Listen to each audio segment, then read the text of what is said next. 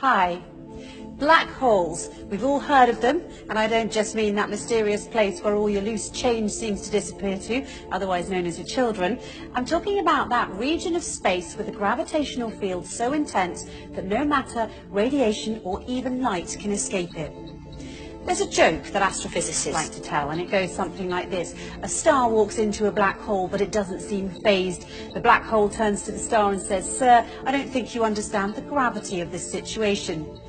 But as with most jokes, it carries a ring of truth to it. Until 2011, astrophysicists were not able to confidently report this phenomenon of stars falling into black holes, but now they can.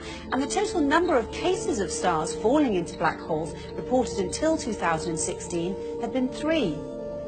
Interestingly enough, although it's not an astrology book, there's an entire chapter in the Quran called The Star, and the first verse of that chapter is, "By the star when it falls." In this chapter, the Quran describes characteristics of a place so similar to what we now know as fitting the description of the black hole that it will send a shiver down your spine. In the Islamic faith, it is believed that God granted Prophet Muhammad a special trip to the heavens. This trip was miraculous, of course, as there was no technological way the Prophet could have taken such a journey at the time, seeing as how planes hadn't even been invented, let alone rocket ships. Nonetheless, if you study this miraculous night journey closely, you'll find that there are many clues to prove that this incredible journey did indeed occur. Not only that, where it took place turns out to be of great interest too, because astonishingly enough, the description of the area the Prophet ascended to matches the characteristics of what we now know about the black hole. So let's look at what we now know about the black hole through the recent discoveries of science and compare it to the mysterious area the Quran describes in its pages as part of this miraculous night journey the Prophet took. Firstly, in verse 16 of chapter 53, the Quran describes this place in space as very dark. In fact, it describes it as darkness covered or draped in darkness, which is not surprising. Space is a pretty dark place. Even so, some areas are darker than others, but nothing is darker than a black hole, because black holes have such immense forces of gravity, nothing, not even light, can escape from them. That's why they're black. And because they're black, they are veiled from direct observation. They nevertheless reveal themselves indirectly, as scientists have special tools that can help them see how stars that are very close to black holes act differently than other stars because of the immense force of gravity that black holes have, and this helps them identify the location of black holes.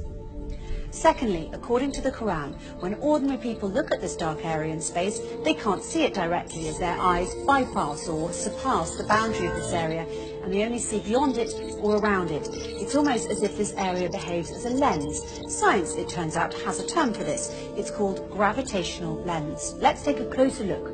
Normally we think of light travelling in straight beams, but near a black hole, the powerful force of gravity bends and warps rays of light around it, creating a visual imprint on the surrounding material. Astrophysicists have proved that a black hole bends light to act like a cosmic magnifying glass, giving astronomers a view of an even more distant galaxy behind it. And this, my friends, is what we call a gravitational lens. However, the Quran brings our attention to an interesting fact regarding this matter in verse 17 of chapter 53, when it says, "The eyesight of the Prophet Muhammad did not swerve, nor did it pass beyond the boundary. He certainly saw it as one of the greatest signs of his Lord." Could this verse be alluding to the fact that the Prophet Muhammad actually visited the black hole and looked at it directly? Thirdly, the Quran describes this area's shape, wide at the top with sloping sides and a narrow tube at the bottom, almost funnel-shaped. In verse 14 of chapter 53, when it says, "By the finite jujube tree," it is likened to the shape of a jujube tree, which fits the same description as the one I just mentioned. A black hole makes such a deep dent in space-time, and that's why it appears to look like a funnel.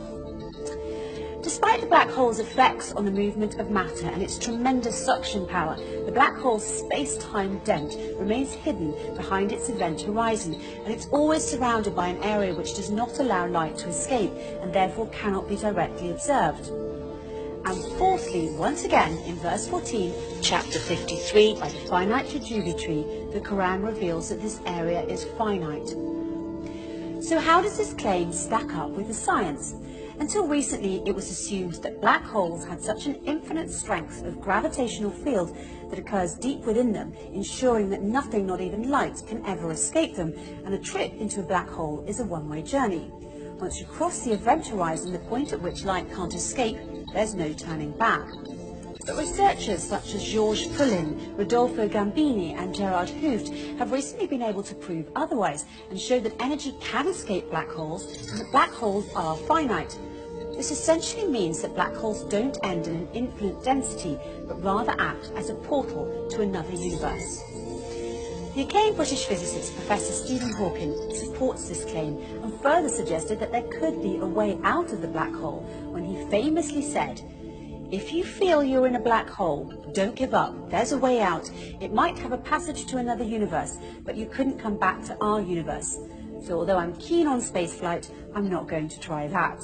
In conclusion, the Quran swears by the star when it falls that the Prophet Muhammad travelled through space and reached an area which, according to the Quran, is one of God's greatest signs, an area that is much darker than its surroundings. This darkness hides its funnel jujube tree shape underneath, and no one can see this area directly as his or her eyesight will swerve and pass beyond its boundary. Finally, we're told that this area is finite and a portal to another universe. So it would seem that the Quran and astrophysicists agree, as the way in which the Quran describes this mysterious area matches what we now call the black hole. However, the Quran takes it one step further by asserting that it is, in fact, a portal to heaven, a claim which science has yet to prove. But if past experience is any indication, it's only a matter of time before science catches up to the scientific miracles already contained in the pages of the Quran.